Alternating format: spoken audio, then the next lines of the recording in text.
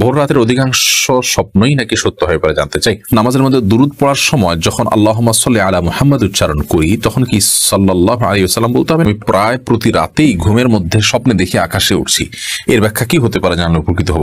মাহরামদের সামনে চুল খুলে রাখা যাবে কিনা? ঘুষ দিয়ে চাকরি নিলে সেই চাকরির বেতন কি হালাল হবে?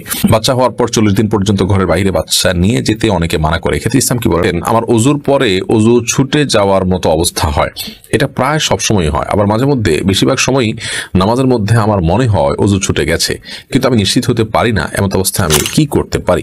দোয়া কবুলের সময় কি হাত তুলে দোয়া করতে হবে নাকি হাত না তুলে দোয়া করলেও সে দোয়া কবুল হবে? জামাতে নামাজে 1-2 রাকাত ছুটে গেলে ইমামকে যদি রুকু সিজদায় অবস্থায় পায় তাহলে কি আমি সরাসরি রুকু সিজদাতে চলে যাব নাকি প্রথমে তাকবীরে তাহরিমা আল্লাহু আকবার বলার পর রুকু সিজদাতে যেতে হবে? এমডি ফারুক লিখেছেন, স্ত্রীর সাথে লুডু, দাবা বা অন্য কোনো ধরনের খেলার প্রতিযোগিতা করা যায় কিনা? স্ত্রীর সাথে খেলাধুলা করা এটা প্রশংসনীয় কাজ। নবী করিম সাল্লাল্লাহু আলাইহি ওয়াসাল্লাম দৌড়াদৌড়ির প্রতিযোগিতা করেছেন আমাদের আয়েশা রাদিয়াল্লাহু আনহার সাথে, কিন্তু লুডু, দাবা এই খেলাগুলো মৌলিকভাবে শরিয়া কর্তৃক নিষিদ্ধ, এগুলোকে মাকরুহ বলেছেন ওলামায়ে কেরাম। দাবার পরে করে পরিষ্কার নিষেধাজ্ঞা আছে। লুডুটা অনেকটা সেই টাইপ হওয়ার কারণে অনেকগুলো আমরাম সেটাকেও নিষেধ করেছেন, যার কারণে এগুলো স্ত্রীর সাথেও অ্যাভয়েড করা উচিত। এমনি আসাদুল হাবিব আপনি লিখেছেন, আমরা অনেকেই গরু বা ছাগলের ভুঁড়ি খেয়ে থাকি, ব্যক্তিগতভাবে এটা আমার খুবই পছন্দের, কিন্তু একজনের মুখে শুনেছি গরুর ভুঁড়ি খাওয়া নাকি হারাম। আসলে তা কি হারাম জানতে চাই। না ভাই আসাদুল হাবিব, গরুর ভুঁড়ি খাওয়া হারাম নয়। আপনার যদি সেটি খেতে রুচি হয় তাহলে আপনি এটাকে পরিষ্কার পরিচ্ছন্ন করে রান্নাবাড়া করে খেতে পারেন, কোনো অসুবিধা নেই। মাসুম বিল্লাহ তারফদার আপনি লিখেছেন, আমি ইন্ডিয়ার বসিরহাট থেকে বলছি, আমাদের এখানে ছেলেদের বিয়ের দিন ছেলের মা রোজা রাখে, এটা কতটা শরীয়তসম্মত? ছেলের বিয়ের দিন ছেলের মাকে রোজা রাখতে হবে এমন কোনো কথা কোরআন হাদিসে কোথাও বলা হয়নি, বিধায় ইসলামের নামে এরকমটি করা হলে সেটি অবশ্যই ভুল কাজ হিসাবে বিবেচিত হবে। বাকি সন্তানের একটা গুরুত্বপূর্ণ দিন তার জীবনের জন্য, সেখানে সম্ভাবনা সংখ্যা দুটি থাকে, সেই জায়গা থেকে মা যদি নিজে থেকে স্ব-উদ্যোগ নিয়ে সন্তানের দোয়া এবং কল্যাণ কামনা রোজা রাখেন সেটি ভিন্ন বিষয়। বাট শরিয়ার কোনো নির্দেশনা এটা না যে সন্তান এর বিয়ের দিন মাকে রোজা রাখতে হবে। হাসিবুর রহমান আপনি লিখেছেন, আমার ওযুর পরে ওযু ছুটে যাওয়ার মতো অবস্থা হয়, এটা প্রায় সবসময় হয়, আবার মাঝে মধ্যে বেশিরভাগ সময়ই নামাজের মধ্যে আমার মনে হয় ওযু ছুটে গেছে, কিন্তু আমি নিশ্চিত হতে পারি না। এমন অবস্থায় আমি কি করতে পারি? দেখুন, ওযু যদি আপনার ছুটে যাওয়ার মতো অবস্থা হয় ওযু করার পর তাহলে এগুলো ওয়াসওয়াসার কারণে হয়, অর্থাৎ মনে সেটা কল্পনা করছেন, বেশি চিন্তা করছেন, এই জন্য সেটির মধ্যে আপনি পড়ে যাচ্ছেন। এই জন্য যথাসম্ভব এই জাতীয় কল্পনাকে এড়ানো যেতে পারে, এর মাধ্যমে আশা করা যায় আপনি এই পরিস্থিতি থেকে নিষ্কৃতি পাবেন। এর পাশাপাশি ওযু ছুটে গেছে এরকমটি আপনার মনে হচ্ছে, শুধুমাত্র ওয়াসওয়াসা, শুধুমাত্র আপনার সংশয় হচ্ছে, বাস্তব ভিত্তিক কোনো প্রমাণ তথ্য আপনার কাছে নাই, বা আপনি নিজেও জানেন না যে আদৌ মানে বাস্তবে ওযু ছুটেছে কিনা, তাহলে সেক্ষেত্রে এরকম কোনো ওয়াসওয়াসা বা কুমন্ত্রণা বা মানসিক যেটাকে বলা যায় আপনার কি বলে এই অহেতুক খুঁতখুঁতে ভাব, যে এটার কোনো গুরুত্বই শরীয়তে নেই এবং এটাকে কোনো পাত্তা বরং দেওয়া যাবে না, বরং এটাকে পাত্তা দেওয়ার মাধ্যমে আমরা ক্ষতিগ্রস্ত হতে পারি ইমানের দিক থেকে, আমলের দিক থেকে এবং আর অনেক দিক থেকে। সেজন্য এটাকে অ্যাভয়েড করার চেষ্টা করতে হবে। রেবুল ইসলাম আপনি লিখেছেন, জামাতে নামাজে 1-2 রাকাত ছুটে গেলে ইমামকে যদি রুকু সিজদায় অবস্থায় পায় তাহলে কি আমি সরাসরি রুকু সিজদাতে চলে যাব নাকি প্রথমে তাকবীরে তাহরিমা আল্লাহু আকবার বলার পর রুকু সিজদাতে যেতে হবে? 1-2 রাকাত যদি ছুটে যায়, ইমামকে আপনি রুকু সিজদা অবস্থা যদি পান, তাহলে সেক্ষেত্রে আপনি অবশ্যই রুকু সিজদায় চলে যাবেন এবং তাকবীরে তাহরিমা আল্লাহু আকবার বলে ওই তাকবীর দিয়ে আপনি রুকু সিজদায় চলে যেতে পারেন। তাকবীরে তাহরিমা আলাদা করে বলে তারপরে আপনাকে রুকু সিজদার জন্য আলাদা তাকবীর পড়তে হবে, এমনটি আবশ্যক নয়। আব্দুর রহমান আপনি লিখেছেন, মাহরামদের সামনে চুল খুলে রাখা যাবে কিনা? মাহরামদের সামনে অবশ্যই আপনি চুল খুলে রাখতে পারবেন, কোনো অসুবিধা নেই। আপনি যদি মাহরাম পুরুষ, যেমন আপনার ভাই, আপনার শ্বশুর, আপনার বাবা, তাদের সামনে চুল খুলে রাখতে চান, শরীয়তের দৃষ্টিকোণ থেকে এটি হারাম বা নিষিদ্ধ কোনো বিষয় হবে না।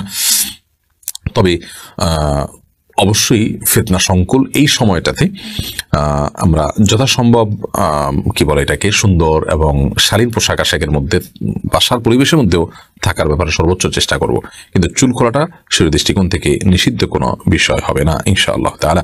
মোহাম্মদ সিফাত আপনি লিখেছেন, আমি প্রায় প্রতি রাতেই ঘুমের মধ্যে স্বপ্নে দেখে আকাশে উঠছি, এর ব্যাখ্যা কি হতে পারে জানলে উপকৃত হবো। ভাই সিফাত, আমি এর আগে বলেছি একটা প্রশ্ন উত্তরে যে স্বপ্নের ব্যাখ্যা সম্পর্কে আমার খুব ভালো কিছু জানে, স্বপ্নের ব্যাখ্যা খুব ভালো যারা জানেন তাদের সাথে আপনি যোগাযোগ করুন। মুসলিম আহমেদ আপনি লিখেছেন, বাচ্চা হওয়ার পর 40 দিন পর্যন্ত ঘরের বাইরে বাচ্চা নিয়ে যেতে অনেকে মানা করে, এক্ষেত্রে ইসলাম কি বলে? না, এটা নিছকই কুসংস্কার। 40 দিন পর্যন্ত বাচ্চা বাইরে নেওয়া যাবে না কোনো কথা নেই, প্রয়োজন হলে নিতে পারেন, তবে সন্ধ্যার সময় বাচ্চাদেরকে বাইরে রাখা প্রয়োজন ছাড়া এটি অনুচিত, কারণ সেখানে দুষ্ট জিনের প্রভাব বাচ্চাদের উপর এসে পড়ে। এরপরে এমনি আব্দুল্লাহ বলেছেন, দোয়া কবুলের সময় কি হাত তুলে দোয়া করতে হবে নাকি হাত না তুলে দোয়া করলেও সে দোয়া কবুল হবে? দোয়ার আদব হলো, আপনি যখন চাইবেন ইদা সাআলতুমুল্লাহ ফাসআলুহু বিআকুফিকুম, তোমরা যখন আল্লাহর কাছে চাইবে তখন তোমাদের হাতের তালু দিয়ে আল্লাহর কাছে চাইবে, অর্থাৎ হাত তুলে দোয়া করবে। এটা সাধারণ আদব, শিষ্টাচার। তবে নির্দিষ্ট দোয়ার কোনো ফরম্যাট যদি থাকে যে অমুক জায়গায় দোয়াটা পড়বেন, টয়লেটে ঢোকার সময় এটা পড়বেন, খাবার সময় এটা পড়বেন, ঘুমের সময় এটা পড়বেন, এরকম নির্দিষ্ট ফরম্যাট ঠিক করা থাকলে সেখানে হাত তোলা নয়, বরং শুধু দোয়া উচ্চারণ করবেন। আর সাধারণ দোয়া কবুল হয় এই টাইমগুলোতে, এরকম যদি সময় থাকে সেখানে আপনি হাত তুলে দোয়া করাটাই হলো দোয়ার আদব। মোহাম্মদ হাসিব আপনি লিখেছেন, ঘুষ দিয়ে চাকরি নিলে সেই চাকরির বেতন কি হালাল হবে?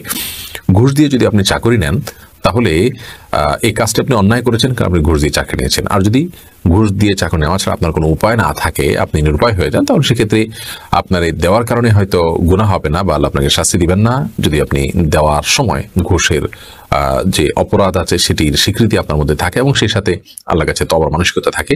তবে কোনো অবস্থাতে ঘুষ দিয়ে চাকরি নিলে পরবর্তীতে যত বেতন নেবেন সেটা হারাম হবে না, কারণ আপনি বেতনটা নিচ্ছেন, শ্রম দিয়ে পারিশ্রমিক নিচ্ছেন, সেটি হারাম হবে না যদি আপনি বৈধ খাতে শ্রম বিনিয়োগ করে থাকেন।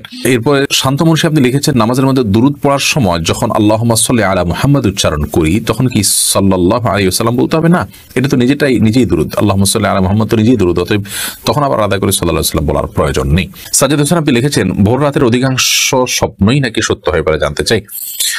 প্রথম কথা হলো যে স্বপ্ন বিষয়ে আমি খুব ভালো কিছু জানি না, এবং এটি দুঃখজনক যে বাংলাদেশে স্বপ্ন বিষয়ক ব্যাখ্যা, বিশ্লেষণ এবং স্বপ্নের যে তাবির, এ বিষয়ে বিশেষজ্ঞদের সংখ্যা দিন দিন কমে যাচ্ছে, এবং এটা নিয়ে তেমন কোনো পড়াশোনা ব্যক্তিগত পর্যায়ে আগ্রহে বা প্রাতিষ্ঠানিকভাবে কোনোভাবেই কিন্তু খুব একটা হচ্ছে না। অথচ স্বপ্নের ব্যাখ্যাটা অনেক গুরুত্বপূর্ণ একটি ব্যাপার, এবং ইসলামের আধ্যাত্মিক একটা দিক যে আল্লাহ রাব্বুল আলামিন তার বান্দাকে স্বপ্নের মাধ্যমে অনেক সুসংবাদ দেন, অনেক পরবর্তীতে ঘটমান বিষয়গুলোর আগমনী বার্তা আল্লাহ তাআলা স্বপ্নের মাধ্যমে জানিয়ে দিয়ে থাকেন। বিধায় এর ব্যাখ্যা, এর বিশ্লেষণের যে রুট আছে, উসুল বা নিয়ম নীতি আছে, কোরআন এবং হাদিসের আলোকে, এই বিষয়ে সংশ্লিষ্ট গবেষক যারা আছেন তাদের গবেষণার আলোকে এটা নিয়ে জানাশোনা বাড়ানো উচিত। তবে হ্যাঁ, এটা ঠিক যে সকালের দিককার স্বপ্ন, ভোর রাতের স্বপ্নকে অনেক ওলামা ইকরাম, অনেক মুহাক্কিকগণ বেশিরভাগ ক্ষেত্রে সত্য স্বপ্ন হওয়ার সম্ভাবনা বেশি এমনটি বলেছেন। কিয়ামত যখন নিকটবর্তী হয় তখন হাদিসে আসছে যে ইমানদারদের স্বপ্ন, সত্য স্বপ্নের পরিমাণ বাড়তে থাকে। বিধায় এটি সত্য, তবে এর মানে এই নয় যে আপনি কোনো স্বপ্ন এভাবে ভোর রাতে দেখে সেটাকে আপনি নিশ্চিত বলে ফেললেন, হ্যাঁ